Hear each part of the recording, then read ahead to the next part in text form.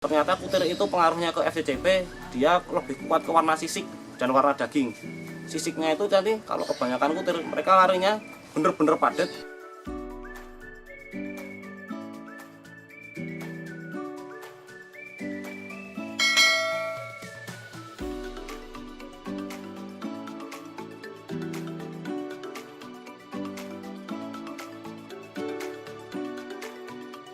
Kalau teman-teman main di FCCP ya, ini pengalaman saya coba bagikan ke teman-teman. Ini masalah pakan. Kalau pakan, saya pernah kasih pakan itu full kutir, pernah juga kasih pakan campur. Campur itu isinya kutu air, ada cacing darah, ada cacing sutra. Dulu saya pernah posisi itu pakan yang saya punya cuma kutu air, tapi dalam skalanya banyak banget karena saya pas posisi nambah kolam ikan baru sedikit, jadi saya pakan full kutu air. Ternyata dalam usia 1 bulan bener anakannya udah mulai besar-besar karena kan dia makan kutir terus mas, makan kutir semuanya kebagian, cepat gede pertama. Yang kedua 1 bulan mereka udah mutasi, udah mulai pecah.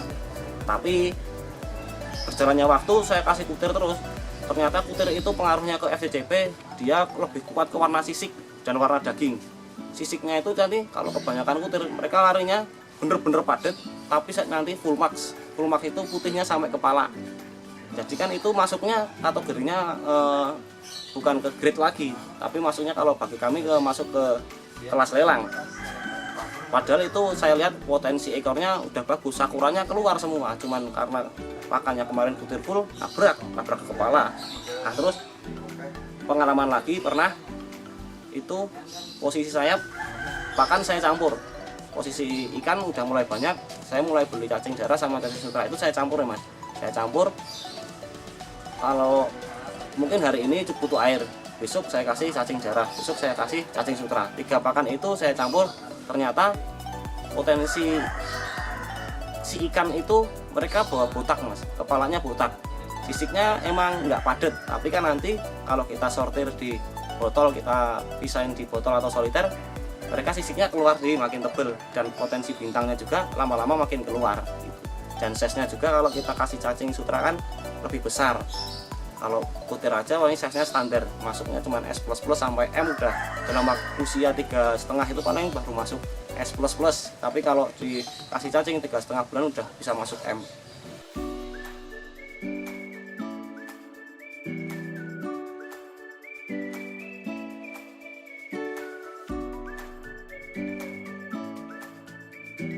Setelah female di breeding keluar telur, itu kalau pengen teman-teman terus besok di breeding lagi, silahkan nanti teman-teman kasih pakan jentik nyamuk.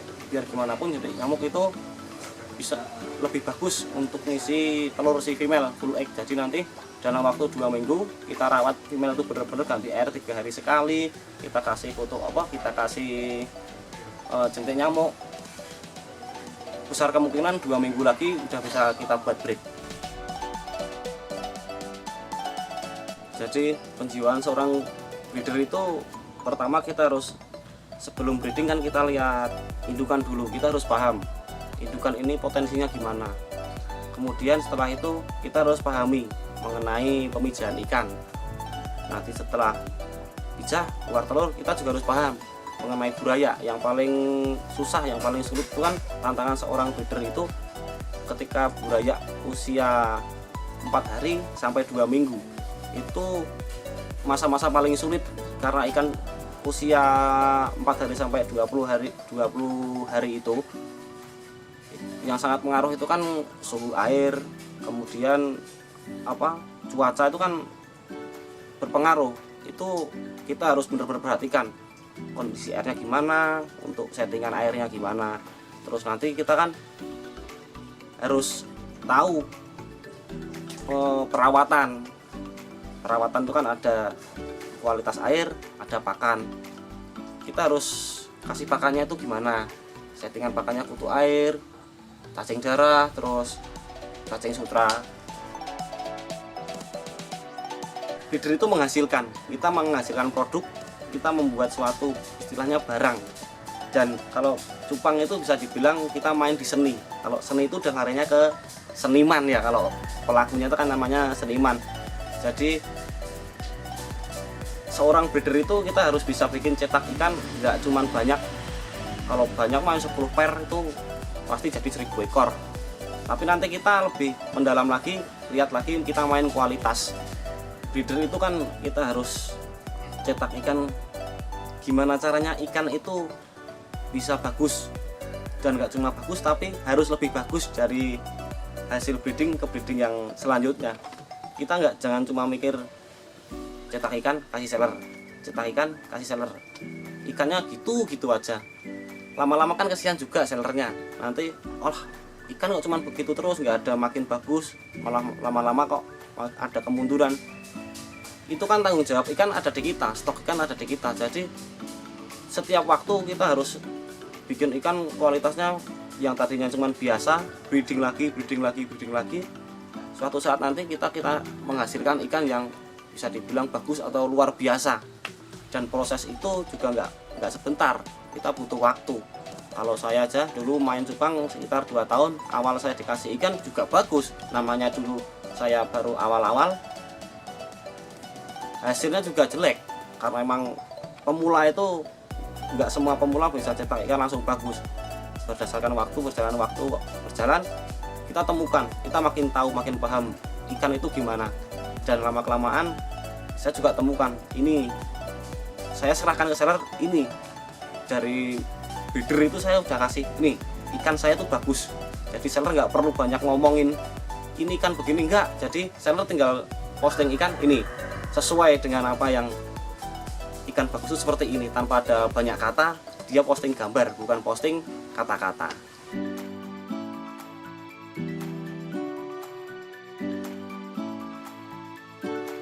Kalau soal harga, tinggal teman-teman mau cari yang gimana. Kita opennya itu kan kalau cari indukan dari mulai harga 1 juta sampai 2 juta. Itu kalau 1 juta itu untuk kelas yang VIP, indukan VIP. Kalau teman-teman mau yang lebih bagus lagi, saya kasih yang VVIP. VVIP itu saya jual 2 juta. Tapi saya masih punya lagi satu. Itu namanya genetik simpenan. Dalam arti ikan itu saya simpan mau saya breed. Boleh teman-teman beli, tapi dengan harga lebih tinggi karena itu simpanan saya. Saya mau breed itu untuk stok saya yang selanjutnya.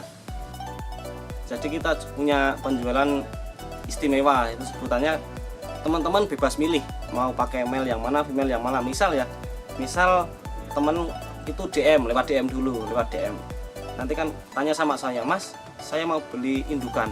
Pasti kan saya kirimin nggak cuma satu video, lebih dari satu. Misal ambil aja ya, dua video itu beda ikan, ada dua pasang.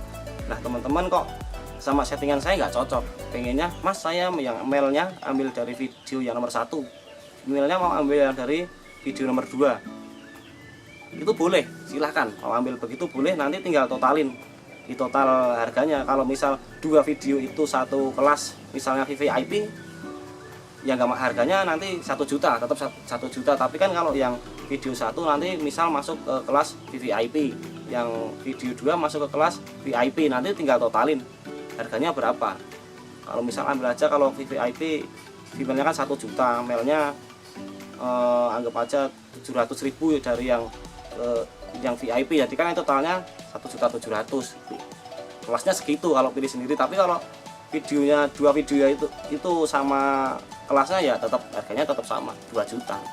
Teman-teman bisa bebas pilih, ini indukan yang saya mau, nggak saya settingin tapi teman-teman setting sendiri.